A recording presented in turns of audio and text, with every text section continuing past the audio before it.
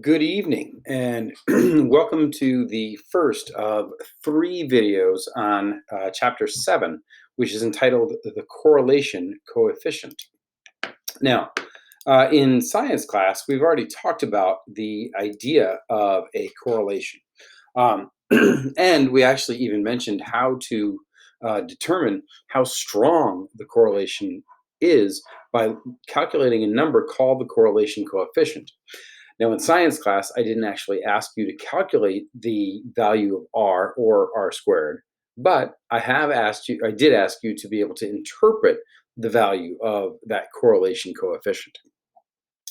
In statistics or conceptual math for this class, I am going to ask you to at least understand how to calculate a correlation coefficient because it's an important thing that you should know if you're going to take a class in statistics. It's also very important for you to understand just by when you go through and read any study, whether it's from your major field or from some other major field, oftentimes correlational coefficients will be given, and it's important for you to understand just how strong the correlations that the author is describing are. Now, the goals of Chapter 7 are several-fold. First, we're going to talk about the logic of correlational research and how it is interpreted. Now, remember that a correlation does not necessarily give you the cause and effect relationship. There's always that third variable problem when you're doing a study, that it may be some other thing that you're not really thinking of that's actually causing you to see the correlation, the relationship between two different variables that you're examining. All right. And so we're going to look at the correlational research and how it is interpreted. We're going to learn how to read and interpret a scatterplot and a regression line. And we're going to identify the type and the strength of a relationship. To continue, we're going to talk about how to interpret a correlational coefficient. In other words, the number that you're calculating here, what does it mean? All right, how do we interpret it? And then finally, there are two different calculations of a correlation coefficient, which are called the Pearson R and the Spearman R sub S. All right, R sub S, the S is for Spearman. All right, and so these are what we're going to actually be looking at. And then finally, we'll talk about the logic of inferring a population correlation based on a sample. All right, if you're only measuring a sample, how do you get to the idea of the population? Is that correlation coefficient that you calculated actually enough? Okay, so this brings us to a couple of descriptions, I should say, of new statistical notation. A correlation is different from any of the other statistical calculations that we've done thus far, because now we're not just taking a group of data, but we're actually comparing two variables within a set of data. So correlational analysis requires scores from two variables. X will stand for the scores on one variable, as it has since we began the course. But we're also going to use the variable y to stand for the scores of the other variable. All right. And so typically, each pair of XY scores is from the same participant. All right. So in other words, each data point contains an X variable and the corresponding or correlating Y value. All right.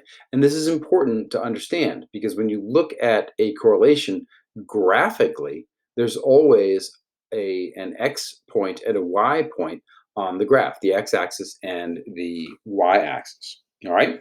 So please keep that in mind. Now, so if there are any questions about that, all right, essentially all you're looking at is this, where you've got the x-axis down here and the y-axis up here. And for every value of x, you've got a value of y. And so the data point fits here. All right, here's the, whoops, there's the matching y value. And here is the x-axis value. All right, and then you plot a whole bunch of these points, and you may or may not come up with a correlated pair of variables. Okay, so in terms of statistical notation, all right, this actually is not really new statistical notation, but for the x variable, sigma x is simply the sum of all of the x scores. All right, the sum of all of the x scores. Sigma x squared is the sum of the squared x scores. In other words, you take every x, you square it, and then you add it together. Okay, that the whole list. And then delta x in parentheses squared is the square of the sum of the x scores. So the square of that first number that we calculated here on this list. All right. And as I said, this isn't really new statistical notation, but we're going to be using it in a somewhat new way here. And so it's important for you to understand what the distinctions are between these terms. Now, this is, I suppose, new statistical notation for you. For the y variable, sigma y is simply the sum of the y scores. Sigma y squared is the sum of the squared y scores. So again, you take each value of y and you square it, and then you add up those squares. So it's the sum of the squares. And then finally, sigma y in parentheses squared is the square of the sum of the y scores. So the square of the first number that we calculated in this list. Now you'll notice all three of these notations are the same as the notations that we used for x. There's no difference here. There's no magic. There's no surprise. All right. It's just the sum of the y scores, the sum of the y scores, the sum of the squared y scores, and the square of the sum of the y scores. All right, just like we did for the x. Now, there will come a point, probably at the end of the third of these three videos, where we'll actually use both the x and the y in a given calculation. And therefore, it's important that you understand that you can use both an x and a y term in a formula. So using both variables, sigma x times sigma y, all right, this indicates the sum of the x scores times the sum of the y scores. Okay, so you add up all the x's and you add up all the y's, and you multiply the two sums by one another. On the other hand, sigma xy indicates that you multiply each pair of scores first and then add up all of their products. All right, so x times y plus x2 times y2 plus x3 times y3, and so on and so on and so on.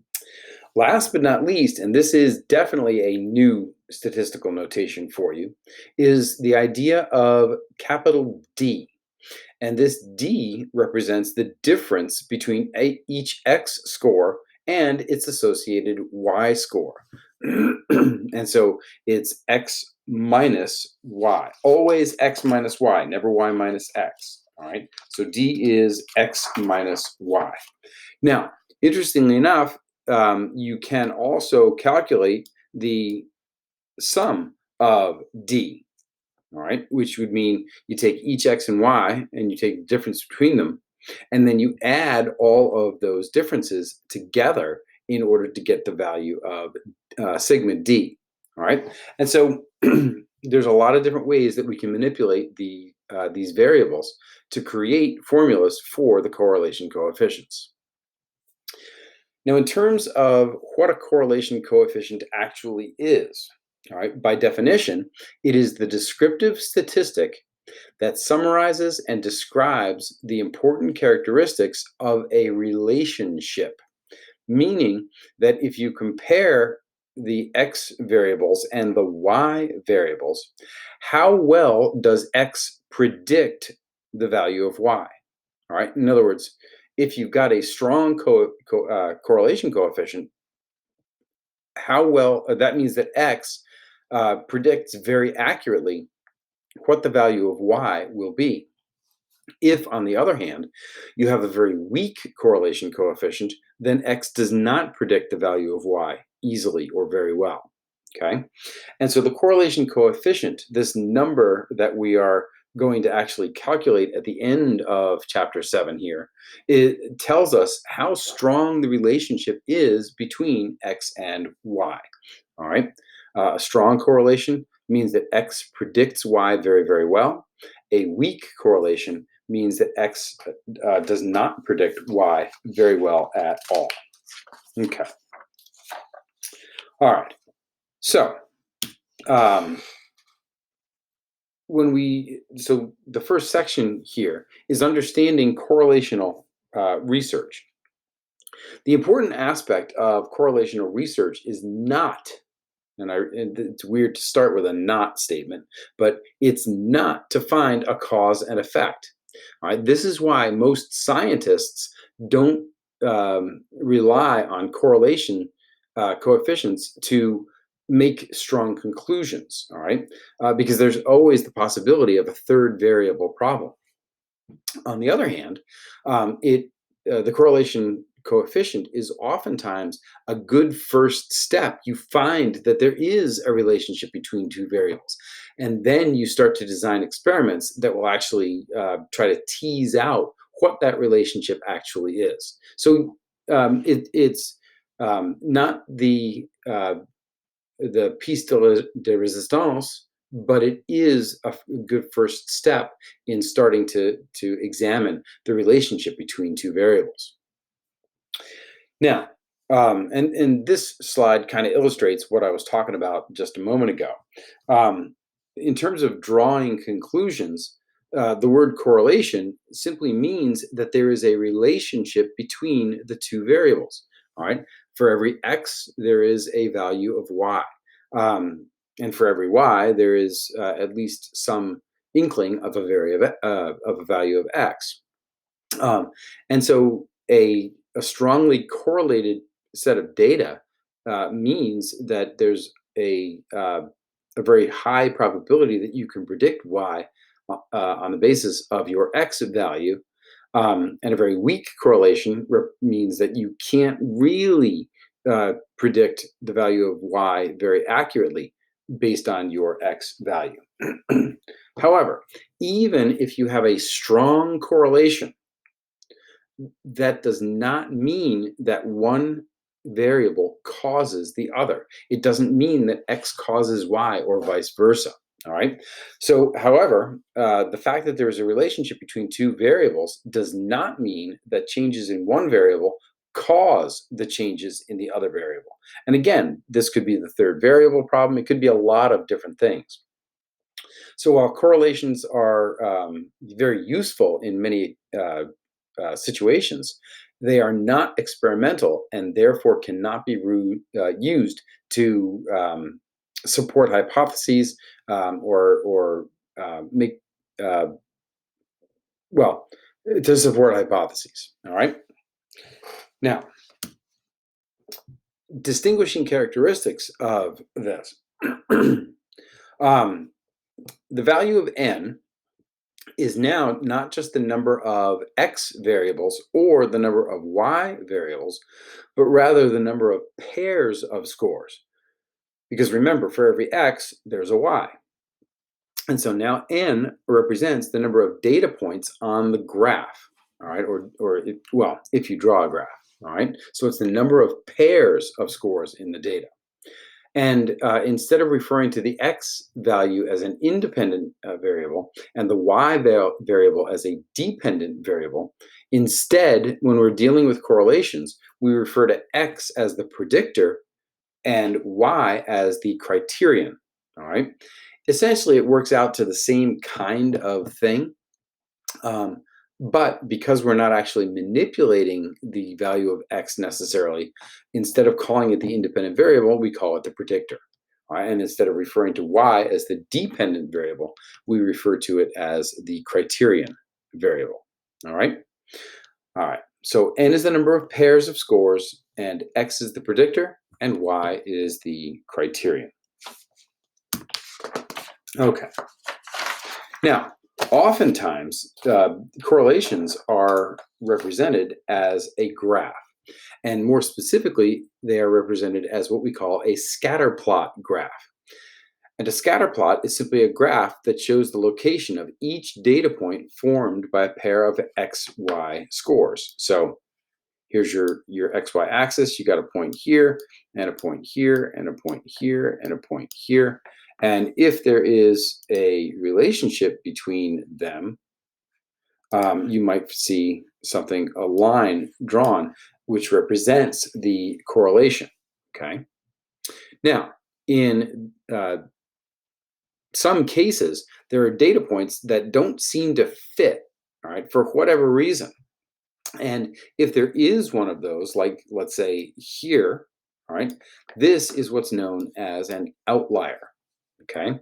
So a data point that is relatively far from the majority of data points, all right, in a scatter plot is referred to as an outlier. All right. And this is after we've drawn the regression line. Okay. And we'll get to all of this stuff in a little bit more detail in just a little while. Okay. So, my friends, with that said, let's have a look at an actual set of data.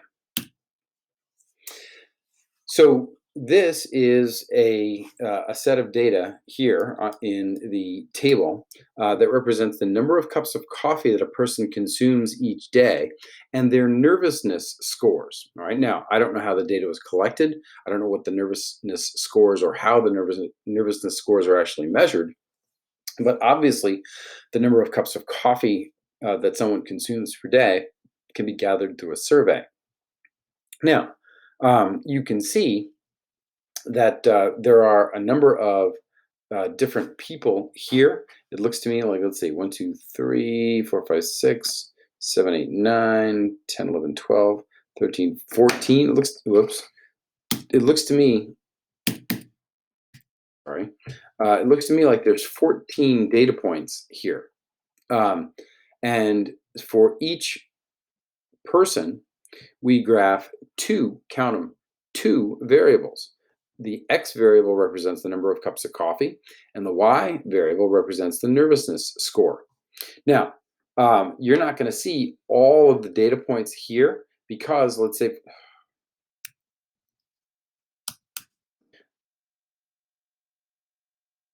what is going on? For example, this point right here represents not only this set, but this set as well, right? They're both 1, 1.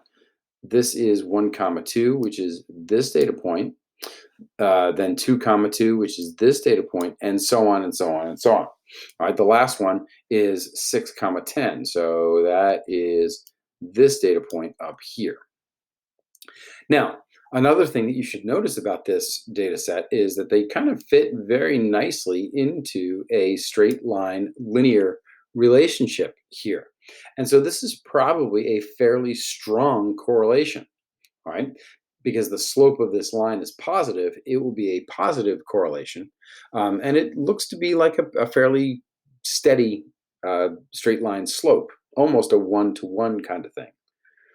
Now, on the other, there is one data point that I do want to point out, and that's this one right here.